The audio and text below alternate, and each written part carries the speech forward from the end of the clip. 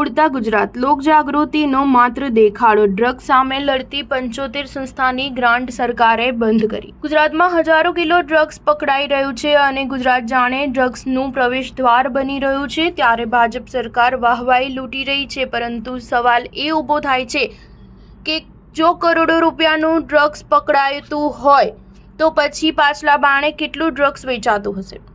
ગાંધીના ગુજરાતમાં દારૂબંધી અમલમાં છે, છતાં છડેચોક ડ્રગ્સ દારૂ વેચાય છે.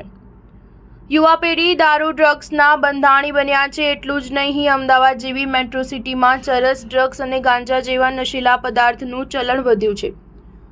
ગુજરાત ડ્રગ્સનું એપીસેન્ટર બન્યું છે. ત્યારે ગૃહ વિભાગે ડ્રગ્સના દૂષણ સામે જનજાગૃતિ અભિયાન શરૂ કર્યું છે. પણ બીજી તરફ ખુદ રાજ્ય સરકારે જ ગુજરાતમાં દારૂ ડ્રગ્સ સામે લડત લડતી 75થી વધુ સંસ્થાઓના ગ્રાન્ટ બંધ કરી દીધી છે.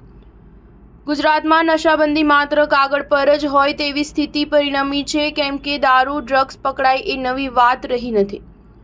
મોંઘવારી, બેરોજગારીને લીધે સગીર વયના બાળકો, મહિલાઓ ડ્રગ્સની તસ્કરી કરવા મજબૂર બન્યા છે અને ડ્રગ્સ માફિયાઓ બાળકો, મહિલાઓનો બખૂબી ઉપયોગ કરી રહ્યા છે.